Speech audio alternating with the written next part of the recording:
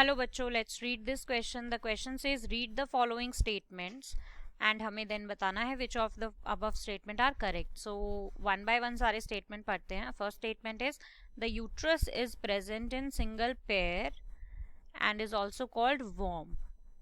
Then the shape of uterus is like an inverted pear. Then the uterus opens into vagina through narrow cervix. So क्या मतलब है कि uterus एक तो single pair में present होता है और वॉर्म कहलाता है. देन यूट्रस की शेप जो है इन्वर्टेड पेयर जैसी होती है. देन यूट्रस जो है वजाइना में ओपन होता है सर्विक्स, नैरो सर्विक्स के through. Then birth canal is formed by cervical canal and vagina. Birth canal बनती है सर्वाइकल कैनाल एंड वजाइना से. Then perimetrium of uterus wall is external and thick. Uterus wall की perimetrium layer जो है वो external होती है, thick होती है. मायोमीट्रियम मिडल लेयर होती है, थिन लेयर होती है स्मूथ मसल्स की. And endometrium inner glandular layer होती है. तो इनमें से कौन से स्टेटमेंट सही हैं ये देखने से पहले हम बात कर लेते हैं इस क्वेश्चन के की कॉन्सेप्ट की. सो की कॉन्सेप्ट यहाँ पर क्या फॉलो हो रहा है? की कॉन्सेप्ट इज बेसिकली फीमेल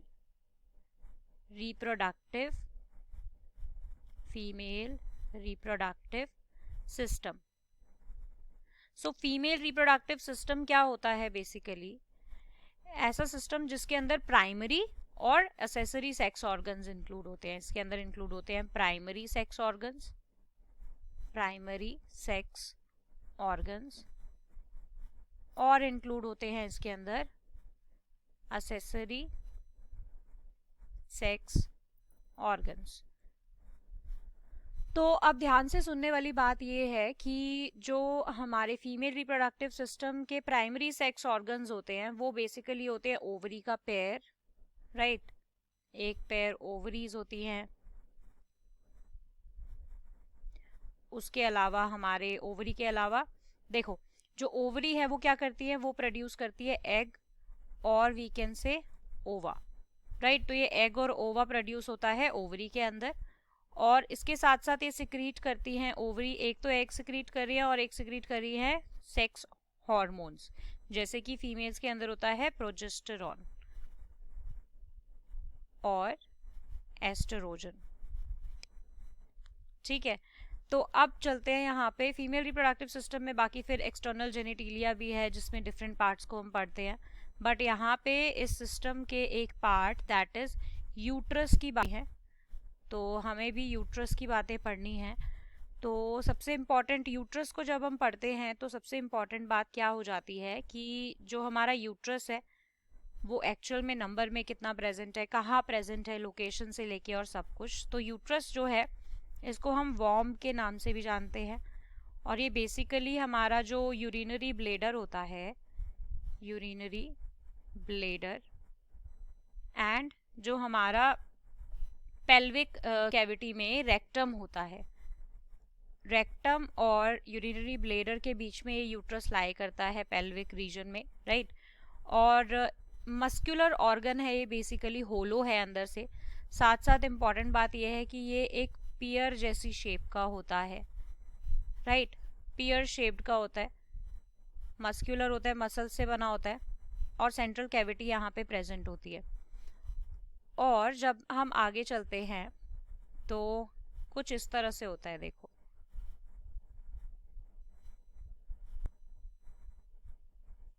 ये हमारा फीमेल रिप्रोडक्टिव सिस्टम होता है जिसमें ये यहाँ पर हमारी ओवरीज हैं, ठीक है. और ओवरीज के ऊपर ये फिम्ब्रे हैं जो कि इन्फंडिबुलम का एक पार्ट होता है.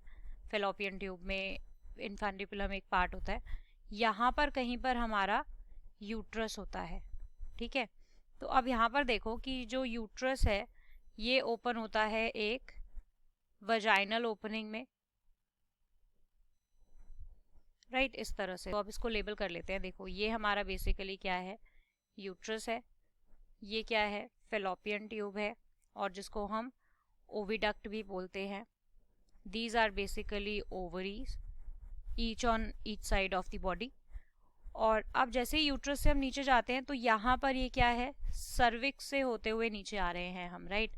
और यहाँ से फिर हम ये वजाइना से होते हुए बॉडी के बाहर एग्जिट करते हैं.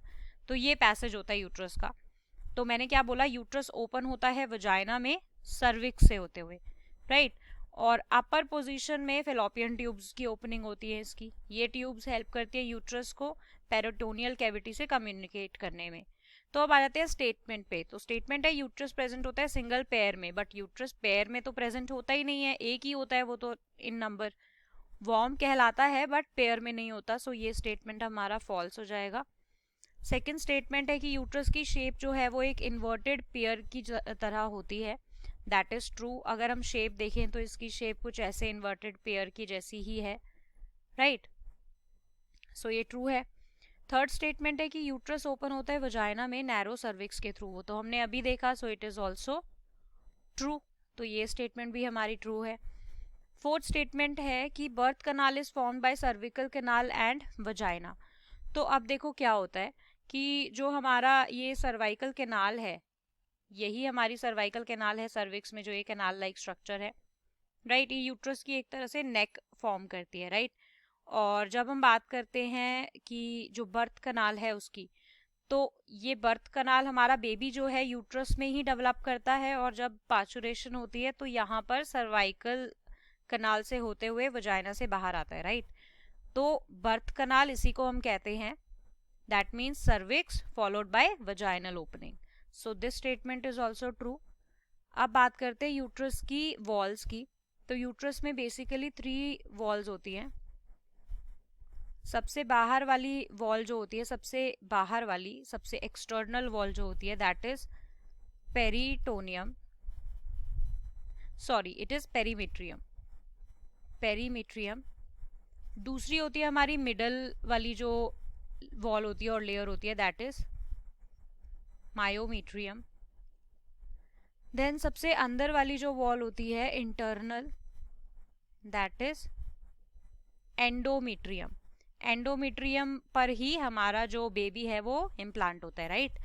तो ये 3 लेयर हमारी होती है। अब इसमें से जो पेरीमीट्रियम लेयर होती है, ये लेयर थोड़ी सी हमारी थिन होती है, राइट।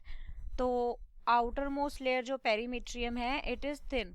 इसके अलावा जो हमारी दूसरी लेयर होती है, that is middle layer. Middle layer हमारी थोड़ी सी थिक होती है। एंड देन जो इनर लेयर होती है वो हमारी ग्लैंडुलर होती है, मतलब वहाँ पे ग्लैंड्स प्रेजेंट होते हैं, सिक्रीशन होते हैं कुछ कुछ। तो अब अगर हम फिफ्थ स्टेटमेंट पढ़ें, पेरीमीट्रियम of uterus wall is external and thick, but ये थिक नहीं थिन होती है, तो ये यहाँ पे इनकरेक्ट हो जाएगा। मियोमीट्रियम इज मिडल थिन लेयर, जबकि ये थिक होती है, तो ये बिल्कुल उल्टा लिखा हुआ है।